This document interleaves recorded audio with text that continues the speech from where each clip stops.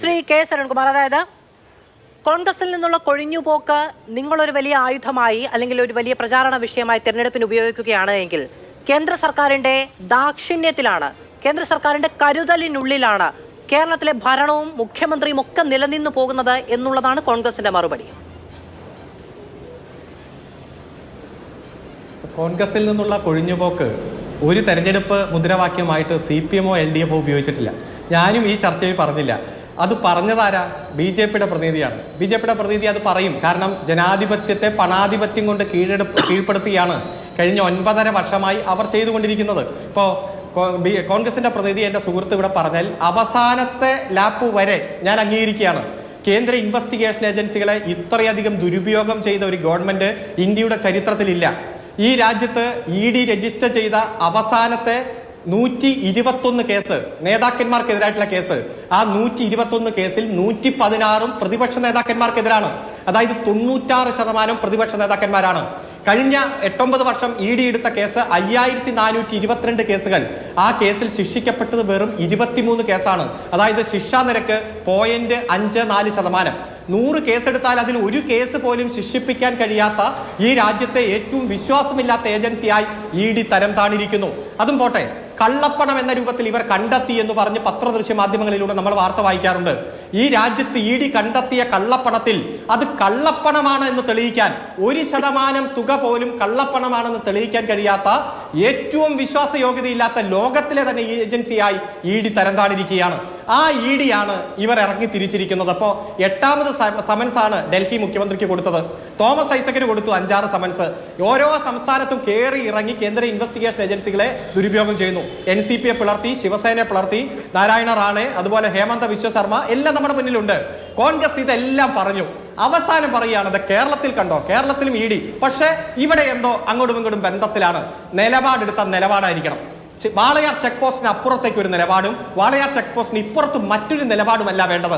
ഞങ്ങൾ പറയുന്നു, ജനാധിപത്യത്തെ പണാധിപത്യം കൊണ്ട് കീഴടക്കുന്നത് ആസാമിലായാലും മഹാരാഷ്ട്രയിലായാലും കർണാടകയിലായാലും കേരളത്തിലായാലും അത് ഒരേപോലെയാണ് ഞങ്ങൾ കാണുന്നത്.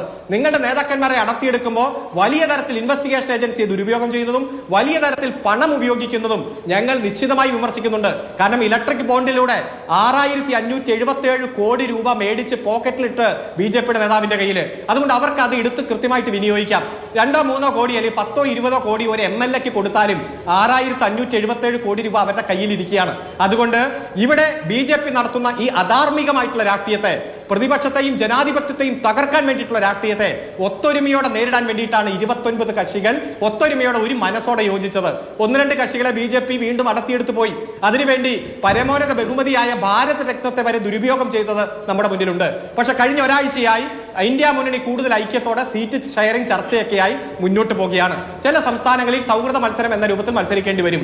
ചില സംസ്ഥാനങ്ങളിൽ കൂട്ടി യോജിപ്പോടെ മത്സരിക്കും. അതൊരു പൊതുധാരണയുടെ ഭാഗമായി മാറുക.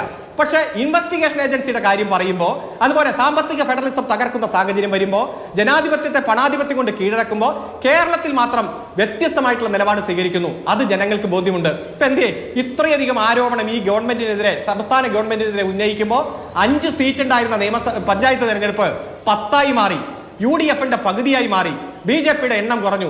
എന്തിയെ ജനങ്ങൾ കൂടുതൽ അംഗീകാരത്തോടെ ഇരട്ടിയായി LDF-ന്റെ സീറ്റ് മാറ്റിയത്? പഞ്ചായത്ത് തെരഞ്ഞെടുപ്പ് ലോക്സഭാ തെരഞ്ഞെടുപ്പിന് ഒരു മാനദണ്ഡമൊന്നുമല്ല. പക്ഷേ ഈ പ്രതികൂലമായ രാഷ്ട്രീയ സാഹചര്യത്തിലും ജനങ്ങൾ ഞങ്ങളെ അംഗീകരിക്കുന്നത്, ജനങ്ങളോട് യഥാർത്ഥ രാഷ്ട്രീയം പറയുന്നു, സർഗാത്മകമായിട്ടുള്ള രാഷ്ട്രീയം ഞങ്ങൾ പറയുന്നു, കേന്ദ്രം നടത്തിക്കൊണ്ടിരിക്കുന്ന ഈ അവഗണന ഞങ്ങൾ പറയുന്നു, ജനാധിപത്യ വിരുദ്ധമായിട്ടുള്ള പ്രക്രിയ ഞങ്ങൾ പറയുന്നു എന്നതുകൊണ്ട് തന്നെയാണ്. അതുകൊണ്ട് കോൺഗ്രസ് തിരിച്ചറിയേണ്ടത് അവരുടെ കൂടെയുള്ളവരെ ഉറപ്പിച്ചു നിർത്തണം. ഏത് സ്വാധീനത്തിൽ വഴങ്ങിയാണ് അവർ പോകാൻ സാധ്യത എന്ന് അവർക്കൊരു അസസ്മെന്റ് വേണമല്ലോ. ഇപ്പൊ തമിഴ്നാട്ടിലെ വനിതാ MLA, അവരുടെ ഏറ്റവും പ്രതിപക്ഷ ഉപകക്ഷി നേതാവാണ് S. വിജയധരണി. എന്താണ് പോകാൻ കാരണം? ആർക്കറിയാം? മഹാരാഷ്ട്രയിലെ കോൺഗ്രസിന്റെ മുൻ മുഖ്യമന്ത്രി അശോക് ചവാൻ പോയി. എന്താണ് കാരണം? അവിടുത്തെ വർക്കിംഗ് പ്രസിഡന്റ് ബസവരാജ് പാട്ടീൽ പോയി. എന്താ കാരണം എന്നറിയില്ലല്ലോ. ആസാമിലെ വർക്കിംഗ് പ്രസിഡന്റ് കോൺഗ്രസിന്റെ റാണ ഗോസ്വാമി പോയി. ഹിമാചൽ പ്രദേശ്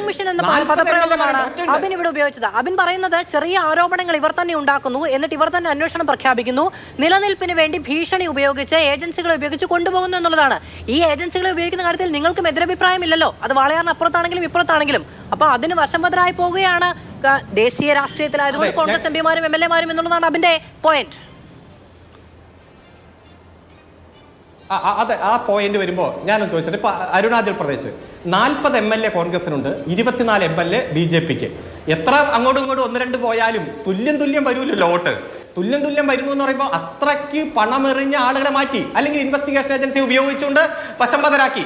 എന്തുമായാലും കോൺഗ്രസിനെ സംബന്ധിച്ചിടത്തോളം യഥാർത്ഥ കോൺഗ്രസ് ആകുവാൻ, അല്ലെങ്കിൽ അവരുടെ കൂടെ നിൽക്കുന്നവരെ ഒരുമിച്ച് നിർത്താനുള്ള ശക്തമായിട്ടുള്ള പോരാട്ടമാണ് ഈ കാലഘട്ടത്തിൽ ആവശ്യം. ആ ഘട്ടത്തിൽ ആവശ്യം വരുമ്പോൾ ഇപ്പോൾ ഞാൻ ചോദിച്ചോട്ടെ, തോമസ് ഐസക്കിന് 6 തവണ സമൻസ് അയച്ചു ED. ഹൈക്കോടതി തന്നെ ചോദിച്ചു എന്താണ് കാരണം സമൻസ് അയക്കാൻ. അന്നേരം ഹൈക്കോടതിയിൽ കിഫ്ബി ED പറഞ്ഞത് ഞങ്ങൾക്ക് 1 മാസം സമയം വേണം, എന്തിനാണ് സമൻസ് അയച്ചതെന്ന് പറയാൻ 1 മാസം കൊടുത്തു. പിന്നെ 3 മാസം സമയം ചോദിച്ചു, പിന്നെ 6 മാസം ചോദിച്ചു, 1 കൊല്ലം ചോദിച്ചു. അവസാനം എന്തിനാണ് സമൻസ് അയച്ചതെന്ന് പറയാൻ പോലും EDക്ക് പറ്റാതെ വന്നപ്പോൾ ആ സമൻസ് റദ്ദാക്കി. അത് കഴിഞ്ഞ കേസ് പ്രൊസീഡിങ്സ് തീർന്നു. വീണ്ടും ഇപ്പോൾ സമൻസ് അയച്ചു, തോമസ് ഐസക് ചോദ്യം ചെയ്തു. അപ്പൊ ഇത്തരത്തിൽ സാഹചര്യം വരുമ്പോൾ എന്തിയെ കോൺഗ്രസ് പ്രതികരിക്കാത്തത്?